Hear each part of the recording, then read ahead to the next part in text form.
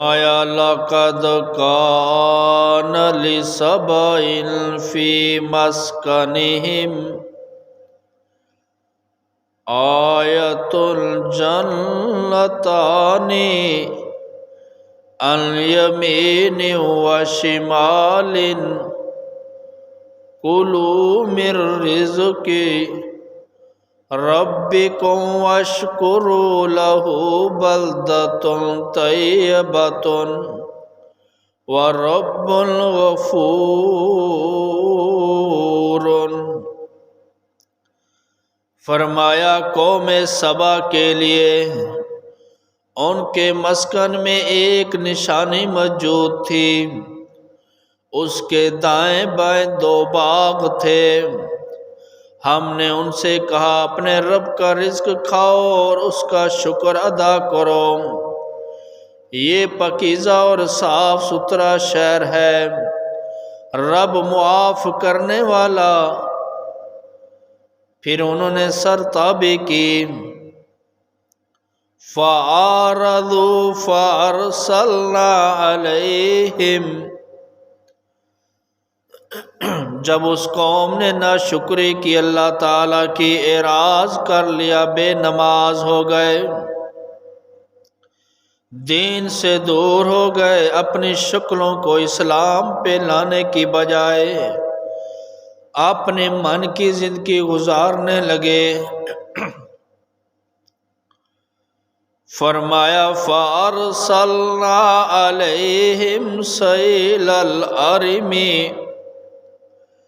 ہم نے ان پر دونوں طرف سے سیلاب بھیج دیا، بارش تیز کر دی، طوفانی بارشیں آنے لگی، ادھر سے سیلاب آنے لگے۔ فرمایا وَبَدَّلْنَاهُمْ، ہم نے ان کے باغ کو تبدیل کر دیا، اور ایسا تبدیل کیا کہ باغ بدل دیا گیا کہ جس کے میوے بد مزہ کر دیے، ان میں کچھ پیلو اور جھو کے درخت، تھوڑی سی بیریاں تھیں۔ اور ہم نے یہ کیوں کیا؟ ذَلِكَ جَزَيْنَاهُمْ بِمَا كَفَرُوا وَهَلْ نُجَازِي إِلَّا الْكَفُورَ۔ فرمایا ہم نے یہ سزا انہیں ان کی ناشکری کی وجہ سے دی تھی۔ اللہ فرماتے ہیں وَهَلْ نُجَازِي إِلَّا الْكَفُورَ، اور ہم ناشکروں کو ایسا ہی بدلہ دیتے ہیں۔ سورۃ سبا آیت کا نمبر 15 سے لے کر 17 تک، یعنی ایک ایسی قوم جس کے شہر کو اللہ تعالیٰ نے قرآن مجید میں بلدۃ طیبۃ کے نام سے یاد کیا، ایسا شہر جو پاکیزہ شہر تھا، ہر طرف باغات ہی باغات تھے، دیکھنے والا، کھڑے ہونے والا یہ تصور کیا کرتا تھا کہ چاروں طرف باغات ہیں،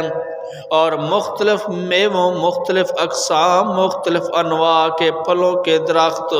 کھیتی بھی خوب پیدا ہوتی تھی، اور اللہ تعالیٰ نے سرسبز زرخیزی فضا کا ہر وقت خوشبو میں معمور رہنا،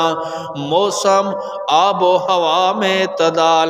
رزق کی فراوانی، سامان عیش و عشرت کی بہتات، یہ وہ نعمتیں تھیں جو اللہ نے عطا کر رکھی تھی۔ پھر جب یہ قوم اپنی خوشحالی میں ہی مست ہو کر رہ گئی، نمازوں کو چھوڑ بیٹھے، اللہ کے نافرمان بن گئے، مجروں میں اور جوؤں میں مشغول ہو گئے، اپنے منعم حقیقی کو یکسر بھلا دیا، تو آخر ان پر اللہ کی گرفت کا وقت آ گیا۔ اللہ تعالیٰ نے سیلاب کا عذاب بھیج دیا، اوپر سے زوردار بارش برسا دی، سارا قابل کاشت علاقہ زیر آب آ گیا، پانی میں ڈوب گیا، جس سے فصلیں اور کھیتیاں سب کچھ گل سڑ کر تباہ برباد ہو گئی۔ پھر کچھ مدت بعد زمین خشک ہوئی تو اس میں کوئی چیز بھی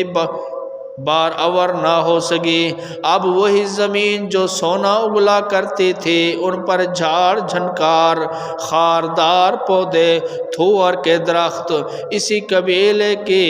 دوسری چیزیں از خود پیدا ہو گئی۔ آ جا کے اگر کوئی کھانے کی چیز وہاں اگی بھی تو چند بیریوں کے درخت تھے جن سے وہ کسی حد تک اپنا پیٹ بھر سکتے تھے۔ قوم سبا کو جو سزا ملی وہ ان کی ناشکری کی وجہ سے ملی، انہی کے لیے ہی مختص نہ تھی، بلکہ اللہ تعالی نے فرمایا وَهَلْ نُجَازِي إِلَّا الْكَفُورَ۔ فرمایا جو بھی دنیا میں انسان ہو یا بادشاہ ہو، ذمہ دار ہو یا جاگیردار ہو، عالم ہو یا فاضل ہو، کوئی بھی بڑا ہو یا چھوٹا ہو، فرمایا جو بھی میری نعمتوں کی بے حرمتی کرے گا، نمازی نہیں ہوگا، اللہ کے آگے جھکنے والا نہیں ہوگا، فرمایا ہم اسی طرح اس کی فصلیں تباہ کر دیں گے، اس کی زندگی